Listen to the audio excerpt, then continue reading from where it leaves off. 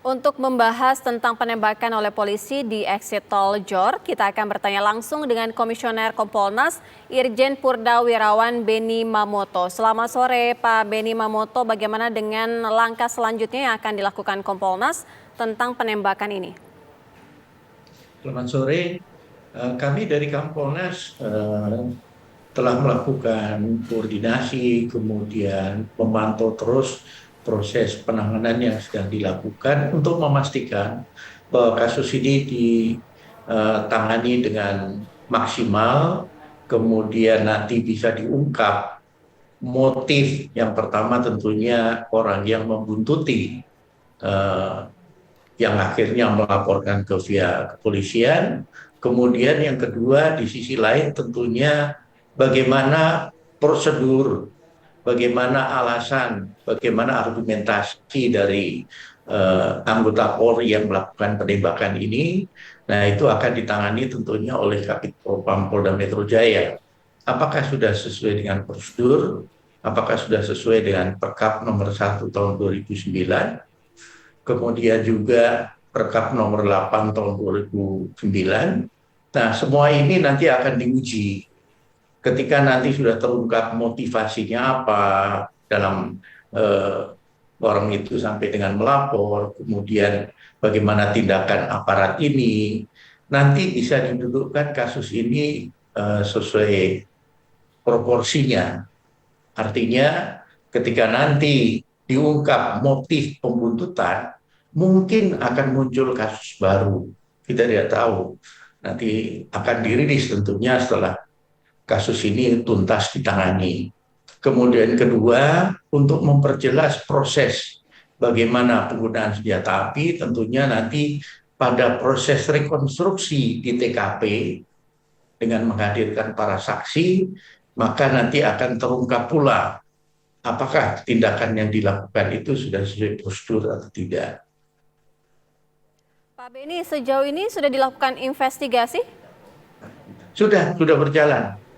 Sudah berjalan dan secara intensif dilakukan karena semua warga masyarakat tentunya menanti, termasuk keluarga dari korban penembakan sendiri juga menanti apa hasil penyidikan yang dilakukan oleh polisi sebelum nantinya tentunya masuk ke proses peradilan.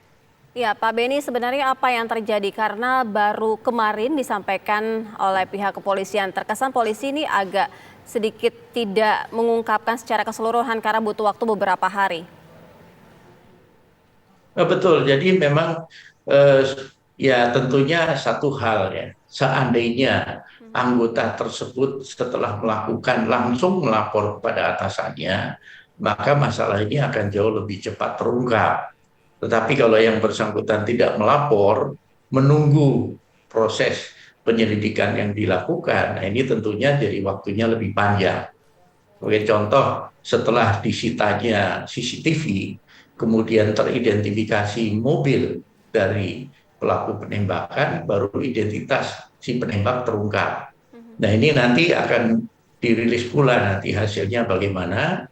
Yang jelas, saya yakin bahwa teman-teman di Polda Metro Jaya bekerja keras untuk segera menuntaskan kasus ini. Sehingga terjawab dua hal tadi, motivasi membuntutin itu apa, kemudian di sisi lain tindakan yang diambil oleh anggota ini sampai dengan melakukan penembakan sejauh mana eh, mentaati aturan yang berlaku. Oke, Pak Beni, dari hasil investigasi yang dilakukan Kompolnas hingga saat ini, paling tidak apa yang bisa dicermati pandangan dari Kompolnas? Dari Kompolnas sendiri kami sejak eh, sudah beberapa saat yang lalu mencermati dengan banyaknya pelanggaran penggunaan senjata api oleh anggota Polri. Oleh sebab itu kami langsung memilih salah satu topik penelitian kami adalah tentang bagaimana pembinaan, bagaimana pencegahan agar penyalahgunaan senjata api ini bisa ditekan. Kami sudah menghimpun data dari 34 Polda, sudah mendalami ke 10 Polda.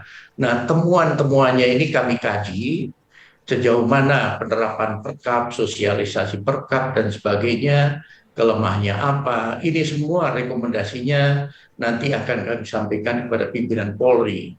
Ini dalam rangka Kompolnas mendukung untuk mewujudkan Polri yang profesional dan mandiri. Pak Beni, untuk hasil investigasi terkait dengan peristiwa penembakan ini, kapan kira-kira akan disampaikan?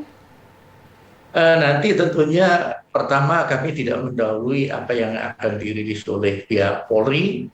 Tentunya kami koordinasi, eh, tidak harus semuanya dirilis ke media. Tentunya nanti hasil akhir dari kasus ini semua kita akan mengetahui, khususnya ketika nanti sudah digelar di pengadilan.